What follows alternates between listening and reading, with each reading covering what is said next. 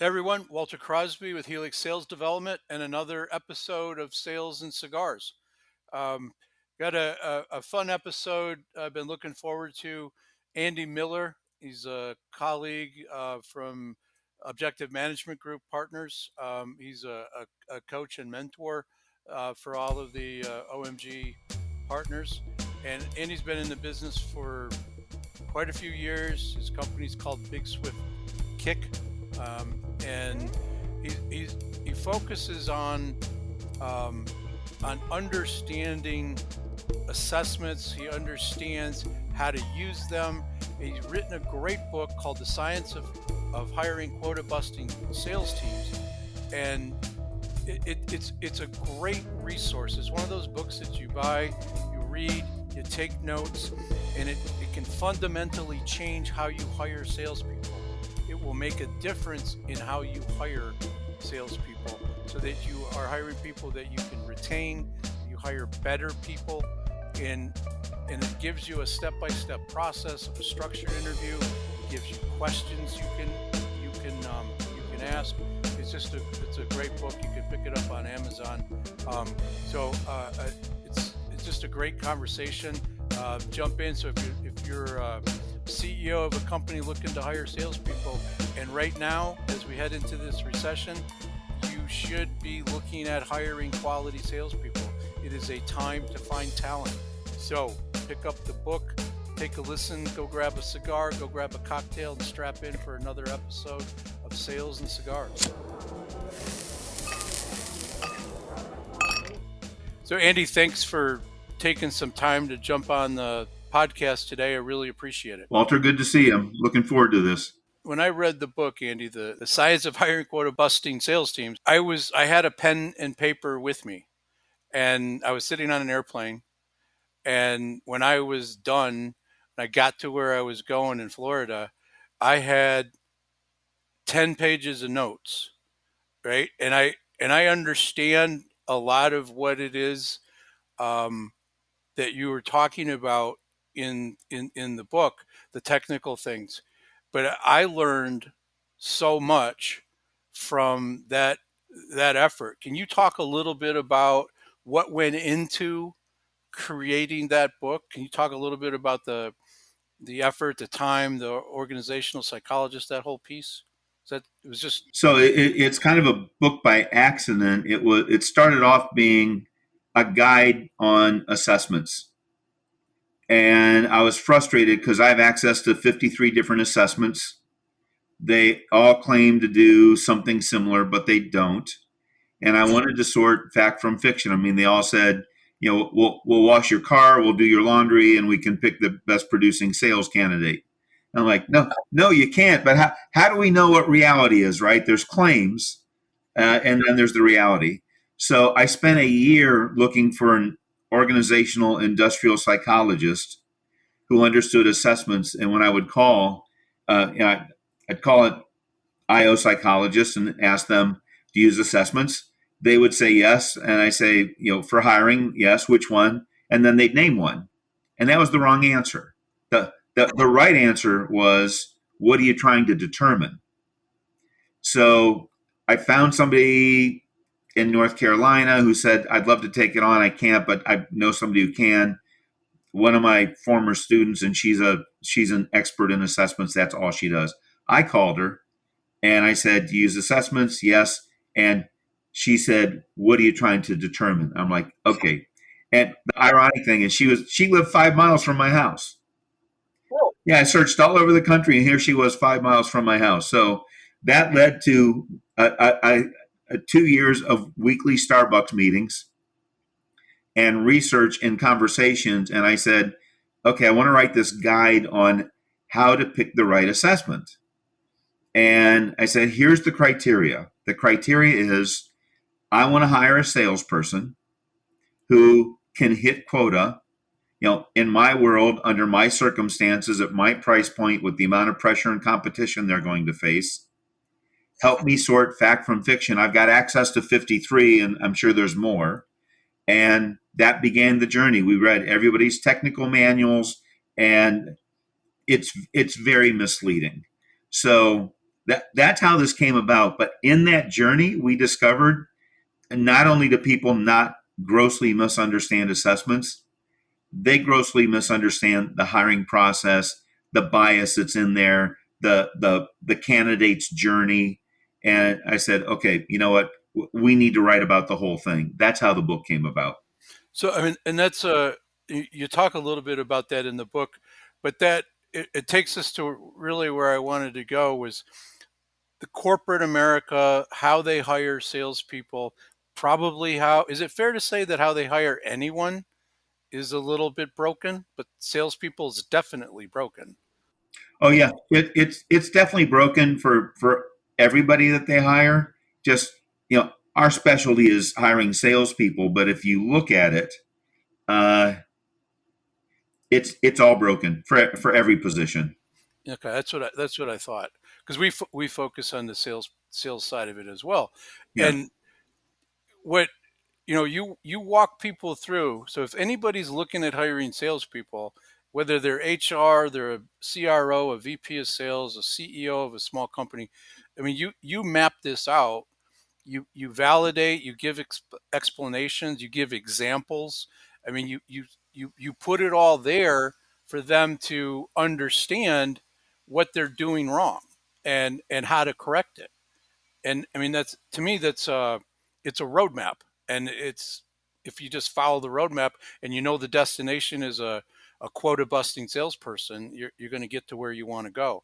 So we can't cover all of it, but one of the things that you talk about every time I've heard you talk at a conference or just in coaching sessions is the importance of glass door on understanding how the company sits. Can you speak a little bit about that? yeah. So this is something I stumbled on by accident. I was at the gym working out. I was talking to a young kid. He said he just had somebody contact him about a job. It wasn't a sales position; it was a marketing position. And I said, "What'd you do?" He said, "Well, the first thing I did is I went to Glassdoor and I looked at their ratings, and their ratings were terrible, and I didn't even bother to call him back." I'm like, "Whoa, that's interesting." And he was actively job hunting. So I said to the psychologist, I said, "Can you find the research on candidates and where do they go, what do they do?" And what we discovered was 50% of all candidates, when they find out there's an open position or they're interested in reaching out to a company or the company reached out to them, first thing they do is they go look at the Glassdoor ratings. And yeah, I belong to a CEO group, and one of the CEOs in there said, "We're losing people. We don't understand why. HR is doing exit interviews. They can't tell us." And I said, "I can tell you." And he said, "Okay." And I said, "You're not going to like the answer." And he goes, I need to know it. And I said, "Because your executive team sucks." And the reason I say that is I'm looking at your Glassdoor ratings, and everybody there is saying this company's executive team sucks. So, I hate to be the bearer of bad news, but you have to pay attention to Glassdoor. And his response was, "Well, that's where the disgruntled go." I'm like, "Absolutely, but that's where your candidates go too. Whether your executive team sucks or not is true. It doesn't matter. It's the perception of the candidates because that's the only data point they have." So, is there anything that, aside from fixing the executive team, is there anything that that company can do to elevate or have some sort of purpose behind getting their Glassdoor rating to be elevated? Yeah, I mean they need to pay attention to it. Yeah, the everybody says they want to hire A players, but the A player companies, see, you need to be a place that an A player wants to go. The A player companies get a rating of 4.0 or above. So if you're not 4.0 or above for your company, you're not getting the A players. That's the reality. So then the question is, are you okay with the B players? So what do you need to do to fix that? Well, you need to do reputation management. And you need to pay attention to Glassdoor. You need to see what people are saying. You need to encourage your existing employees to go on Glassdoor and write about, if they're happy being there, write that they're happy being there. If you're not sure everybody's happy, then you got to do some kind of internal employee satisfaction survey, see what's amiss, and correct that. and then start going on a Glassdoor, reputation management effort. But just the idea of going to your people and determining how happy they are, where they are in that scale of being content is a start to get the folks to realize that you do care. And then if you do that follow through and listen to them and start to make changes, that all should start to fall into place if it's sincere, if they're doing it. Absolutely. And think about it. I mean, if people are happy, you're coming to work and you're around happy people and it's a great environment, it's a great culture, it's a place you want to be. And if people aren't happy and it's not a great culture, it's a place you're trying to run away from. And it's not that complicated to fix. I mean, everything comes from culture, in my humble opinion. It all starts there. What you expect people to do, how you treat people, it's all there, and it can be a plus or a minus. And you can sway too far to the nice, softy, everybody's family kind of mentality. I mean, I work for a company where they treated you like family, but they treated family like shit. So it was it was it was a terrible environment. But all right, so Glassdoor, manage that, be purposeful about it, make sure that you're managing and just looking at your brand and how people feel about your company. That's something it's really important. Do you think that matters with age of the people you're hiring? Is it more important for millennials than boomers? I don't know the data behind that. My suspicion says yes, because the younger generations are way more savvy on resources that are available to them to research a company. Okay, just curious. So there's another piece of the book where you go into like 11 different types of bias, but can we talk about the interview bias? And I'd like you to kind of drive this. How does that affect? When does it take effect? And because everyone has bias, and whether we know it or not, it's there. So can you talk a little bit about that and what a company should be thinking about as they're turning their hiring managers and HR loose on candidates? Yeah. So there's bias built all the way through the process. And the first place is, and both positive and negative bias, by the way. It's not just all negative. So somebody gets a resume, they take a look at it, they don't like the person's name, and they put it on the do not interview pile. They look at somebody else's resume. Oh, they went to the same university I went to. They go on the positive pile. So there's bias from the very beginning. Then managers have not been trained to recognize bias. The the research shows that the interviewer usually makes a decision within 5 minutes of starting the interview if they want the candidate to move forward or not. 5 minutes. 5 minutes.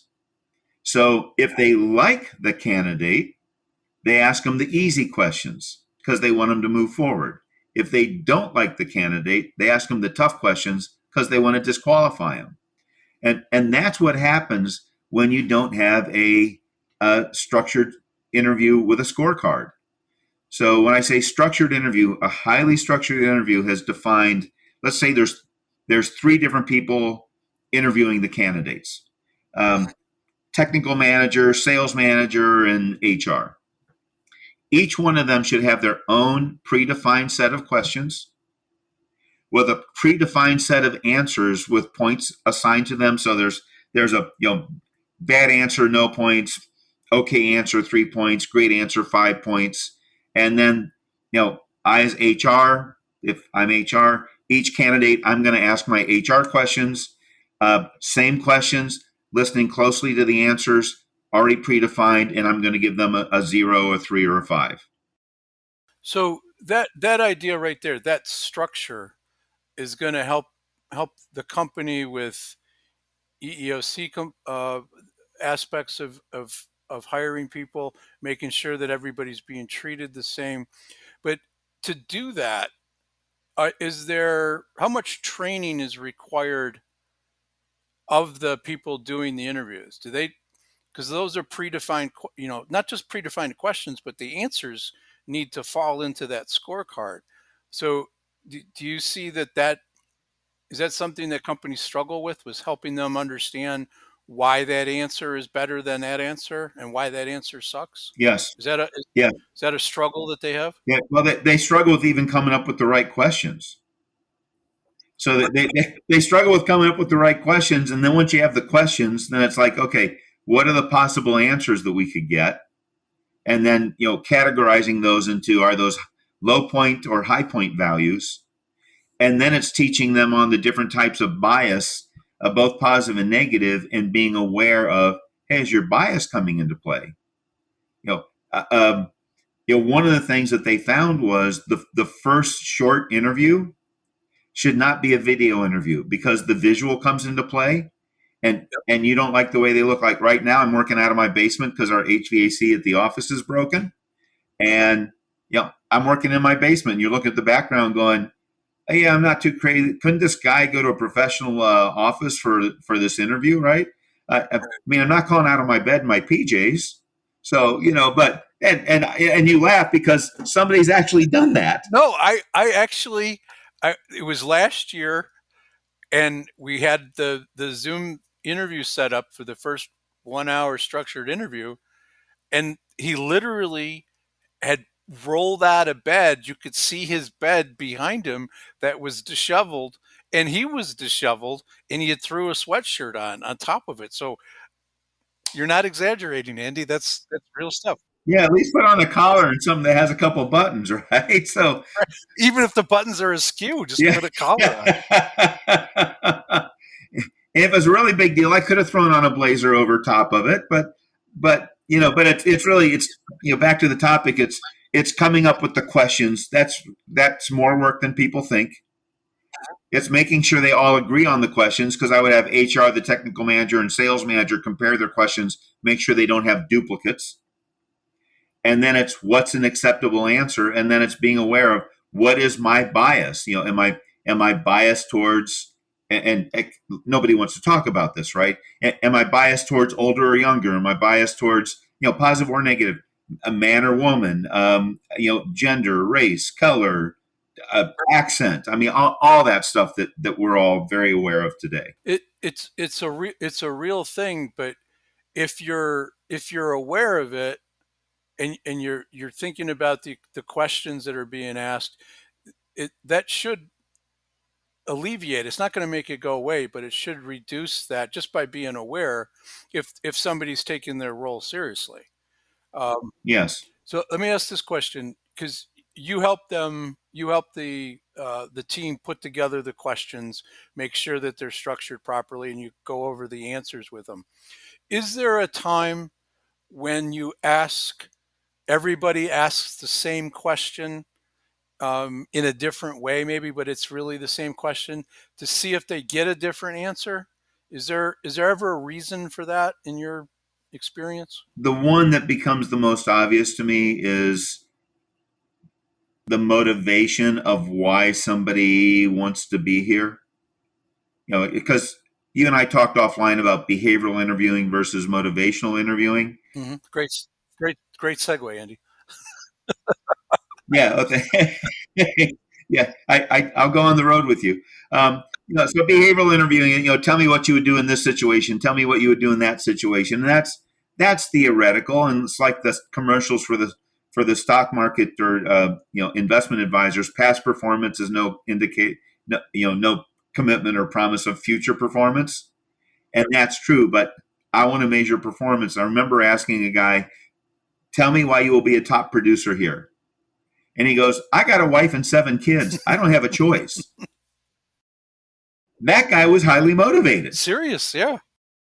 Yeah. And it's like, okay, now, do you want to double check the motivation? I would have all 3 people ask the motivation question to double check.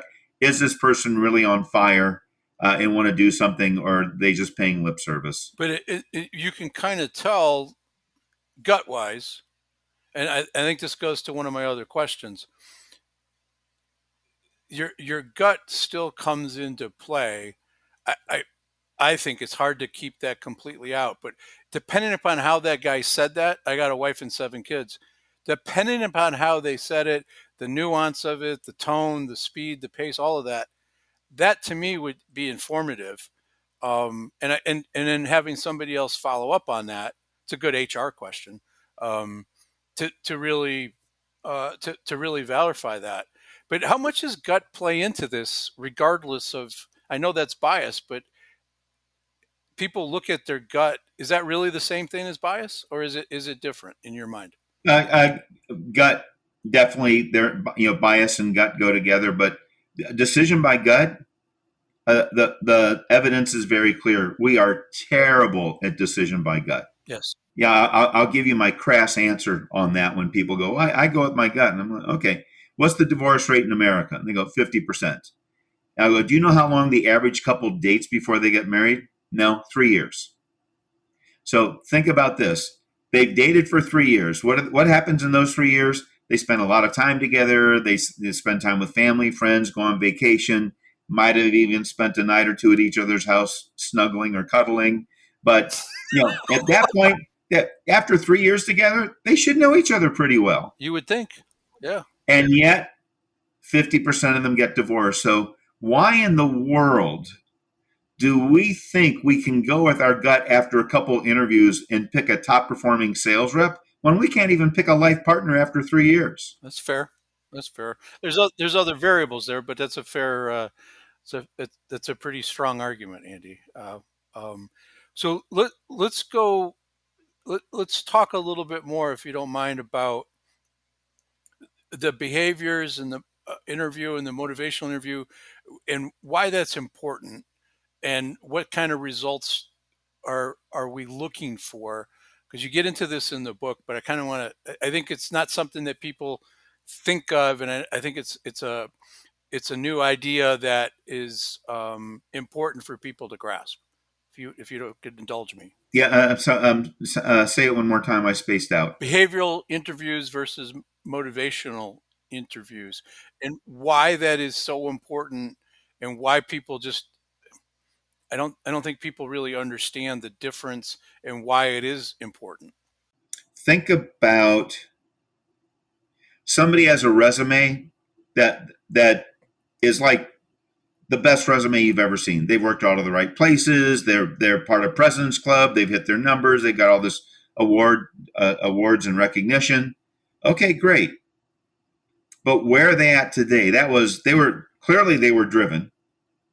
But where are they at today? And I remember, I used an assessment on a gal, and I'm looking at the results, and I said to her, there's no way somebody scores as well or as strong as you've scored without having done a lot of hard work. And if I'd asked her behavioral questions, what would you do in this situation? What would you do in that situation? Sell me this pen, or pencil, or all those. How would you handle this objection? That's all behavioral stuff. But I'm looking at her results. I said, you have amazing results. There's just one issue. I said, are you an Austin Powers fan? She goes, yeah. I said, if Austin Powers was here looking at these results, he would say you lost your mojo. There's the motivation. And she said, you're right. So behavioral interviewing would not have fleshed that out. Behavioral interviewing would have confirmed or validated the resume or the CV. Motivation interviewing tells me, does she still have fire in her belly? Is there still fight in the dog? And all these great things she's done in the past, will she bring that with her, and will she keep performing that way? And she wasn't. And I actually said to her, what do you want to be doing? She goes, I'd really like to be an internal consultant. And I called the company back and said, she's amazing. She doesn't really want to sell anymore, but if you turn her into an internal coach, she can upskill your whole sales team. You should hire her. Yeah, just create a different position for her. And that's what they did, and she was phenomenal. She thrived because of that one question, and that question comes from experience of you looking at 3 or 4 resumes over your career, and looking at the results of assessments. Um, is that something that can be structured into an interview process, that one of those three people that we talked about before in that story that they should be doing that, or is there a mix in there? What's the best?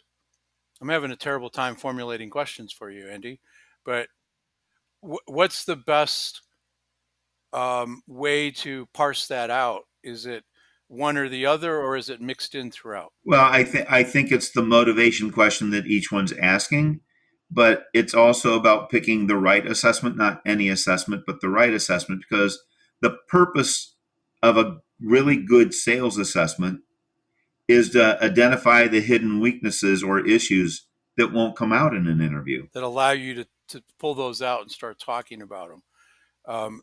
And we both know which one is works the best in that regard. How would you use, in what situation with a salesperson does it matter that we assess them for their intellectual abilities? Is it just for technical pieces, or is there some other type of role in sales that would warrant that intellectual sort of evaluation assessment? Yeah, now that's a good question, and I really think it depends upon uh, the complexity of the sale and how they're selling. In other words, in the really complex sales where there's a lot of technical or intellectual requirements, deep subject knowledge is probably the best way to say it. You would do a team sell. You would have a subject matter expert working along with that salesperson. If you have the salesperson who's doing everything, then you want them to be fairly knowledgeable. Now, you can use general mental ability assessments. They call them. You and I, layman terms, would be more intelligence tests. Uh, Intelligence tests have to be used appropriately. Not used appropriately, they can actually you can actually get sued for bias and prejudice. Because if I'm hiring somebody to do a simple, very simple position, it that's not required. Why would they waste the money doing that? But it's just because somebody thinks it's important and they do it. Yeah, well, there was a comment by a graphic artist in our research, and he said, "I don't understand. I'm a graphic artist. I'm supposed to look at designs, color, shape, form, those kind of things. Why are you having me take an intelligence test about math?" Fair. It's a fair question. Absolutely. And he had a point. Yeah, it's like, okay, you're not dealing with math. Yeah, why aren't they having me take a design test instead of an intelligence test? Um, and I've had, I don't know, I've over my career, I've been in sales for 30 plus years, and I've been asked to take an intelligence type test once, luckily for me. Um, but it was later in my career, and I passed with flying colors, if you will, or assessed well in that regard. Or I faked it well that particular day. But when I ask, like, why did you do that? And this was before I've learned the things that I've learned from you and Dave and Rocky. Like, my curiosity was, why is any of that important for what you want me to go do? And that was to go move a particular product, a luminary. Like, it's not a complicated piece of equipment. I have technical support, and when I went through all that, they could not give me an answer. It's like, well, that's what we always do. Yes, somebody in HR or somewhere else said this is part of the process when it's totally irrelevant.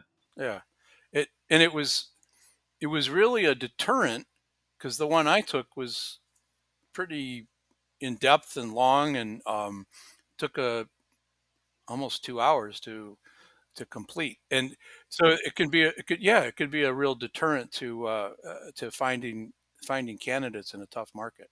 So Andy, is there? I mean, the book, like I said, I just absorbed it and was taking notes and trying to improve my approach and improve the questions that I ask CEOs and entrepreneurs. So, is there something else in there that we haven't talked about that you think is like, we really should, that CEO of that mid-market company should really know, because that's who listens to this podcast. Is there something else you want to highlight? I think we've covered the basics. I mean, it's, make sure your glass door is buttoned up. There is one more, and two more actually. So one is getting really clear on what the position is, because a lot of companies, the position, maybe they described it 4 years ago and it's morphed. Let's talk about pre-COVID and now. Maybe they didn't need to work remotely, and now that's critical. So it's like, okay, review the job. And the other thing I see is when they describe the job, they list, and I'm going to exaggerate, 50 different requirements. And it's like, really, there's 3 to 5 things that's 80% of the job. And it's really about how do we drive more revenue, and everything else is noise. So it's really, get really clear on that, because if understanding the position is wrong, then when they go to write an ad, the ad will be wrong. When they go to get an assessment and customize the assessment, the customization will be wrong. When they go to do a structured interview, the structured interview questions will be wrong. So, setting that up right from the very beginning is going to make all the difference in the world. So, sort of like the foundation of a house. If you don't have that clear understanding of what this person's supposed to do every day, every week, every month, everything else will be askew. Exactly. And then the other thing we haven't talked about is onboarding. Most companies will do like 3 days to a week. That's not onboarding. That's orientation. Again, the research is very clear that the best onboarding is somewhere between 3 months to 12 months. And a lot of folks will go, 3 months, holy cow, that's a lot of time. Well, you went to all the effort to find a top producer. Why wouldn't you spend 3 more months of helping them succeed instead of giving them 3 days, throwing them in the water and saying, okay, swim, you're up to speed now? No, they're not. Go do what we hired you to do. And the other thing that I think, tell me if I'm wrong, is that they focus on product and don't focus on who that salesperson's supposed to call upon, what their ideal client profile looks like, those people's problems. They spend very little time really setting that salesperson up for success. And they think that the most important thing is to know every little feature and benefit, which we both know is nearly irrelevant. 'Cause all that can be gathered. Yeah, exactly. Well, there was one other thing I was going to ask you about, because this is something that we're developing, is sort of a checklist for a salesperson for a period of time, whether that's 60 days or 90 days. But it's really the things that they need to accomplish, and that we give that to them like day one, if not during the final interviews. Say, look, here's what we expect you to do in 90 days. And it's all broken out with product and sales techniques and the messaging that's part of it. And what I think might happen is that if you get an A player or somebody wants to prove something, they're going to dive into that because it's like a challenge. Like, you want me to get this done in 90 days. They're going to dive into that and really try to understand what they need to understand, get really good at it, because at the end there's a little test, right? That they got to be able to demonstrate that they've done this. And I would encourage companies to like take that, give them a little recognition for that, some sort of certification or goofy little trophy that shows that they've accomplished it. But then take that to the next level. Do they have a mentor, or do they have somebody that's going to help them grow, continue to grow? That's another piece of onboarding that I think is missing. I'm just curious as to your thoughts, if that's a crazy idea. No, I think it's spot on. I mean, if you look at the 80s, if you wanted to be in sales, you would go to IBM, HP, Control Data, and they would have, all of them had like a year and a half long mentorship program. Now they had a very rigorous interviewing and recruiting process, but once you got on board, there would be like a month of training, and then you go out in the field and shadow somebody. And each step along the way, you had to demonstrate a certain proficiency, knowledge or whatever, and then you'd come back and there'd be more classroom training. But they would not let you out on your own in less than 12 to 18 months. And that's, listen, if I use the military example, it's like recruiting somebody, giving them 3 days of boot camp, handing them a gun, and say, "There you go. We're sending you over to war." They're going to get slaughtered. So it's like, okay, don't do that disservice to your people. And if you're hiring people that you don't feel is worth investing that amount of time in, you hired the wrong person. And that's a really good way to look at it. That if you're not willing to go take somebody through that process and do it properly the way you've described in the book, and then you're not willing to give that person a fighting chance, right, by giving them the support they need, not doing the job and not necessarily giving them leads, but just giving them the support to know, go that direction, say these things, ask these questions, and then develop your own, banter and your own messaging, put it in your words. It's like sheet music, right? They got to use their instrument to play it. Um, I, that's to me, if you have an A player, you're not going to keep them unless you're really supporting them along the way. And the C players will hang on for dear life because you're not going to fire them. I appreciate that. So the way I usually wrap these up, Andy, is sales and cigars. I always ask, if Andy has a relationship with cigars in any capacity. So what's your relationship with cigars? Yeah, so I'll have a cigar 3, 4 times a year.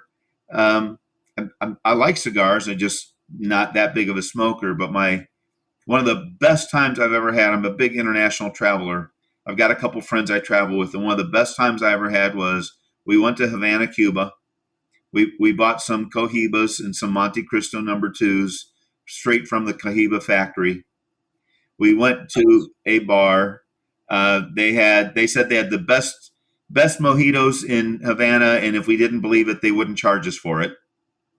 So we walk into this place, we order some mojitos, we sit down. They've got a live band, and you look up, and this guy he looked like SpongeBob. I mean, he was as square as he was tall, all with gold teeth. And my buddy and I are looking at each other, going, "Oh, this is going to be a train wreck." And the guy starts singing, and he sings like a bird. So we're sipping our mojito, we're drinking our Cohiba, and we're listening to SpongeBob sing like a bird. And it was a wonderful afternoon. So, yeah, I'm not a every week kind of guy. I'm not that much of an aficionado, but it's male bonding time, right? Weddings, bachelor parties, golfing, whatever. But 3, 4 times a year, I like a good cigar. Yeah, that's typical. I'll have one or two cigars a day. We have our own cigars that we brand and send out to folks.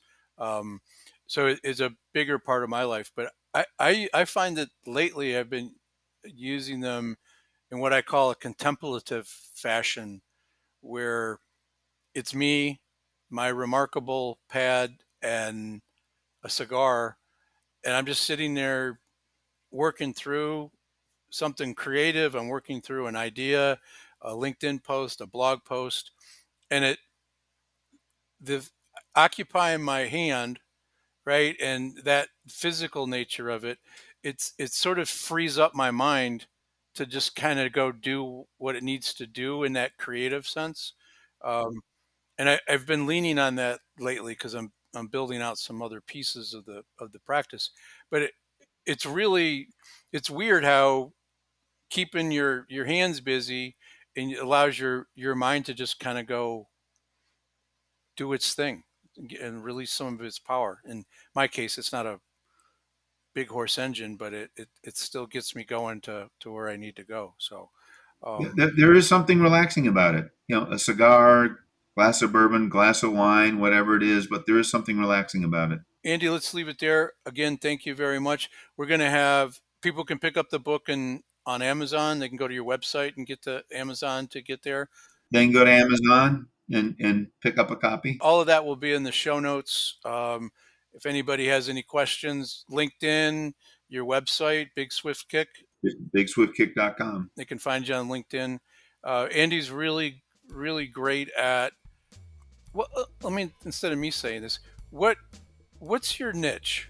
So I remember you did a conference. You kind of used beer as an analogy, if you recall. Oh, Goldilocks and the three beers. Yes. We're really talking about the different size markets that people go after. Yeah. What's your sweet spot? What do you like to do? My sweet spot's between 20 million and 500 million. It's the middle size market, and usually they're private equity owned, or they're private. They're not public, but that's middle market. Owners still actively involved, and they are trying to take it to the next level, and they're highly driven. So if you're listening and you fit into that marketplace, I play in a little smaller venue where it's a little more intimate, but that's a great place to go. So if you're a CEO sitting in that space, or a PE guy with a portfolio company that needs a little help, reach out to Andy. He'll help you hire better salespeople, and he will help you develop a team to start kicking butt and bust your quotas. Thanks, Andy. Appreciate it. All right, Walter. Thank you. Thank you for listening to Sales and Cigars with Walter Crosby of Helix Sales Development. For more on sales and cigars, remember to like, share, and subscribe. Sales and Cigars, produced by thepodcastproshop.com.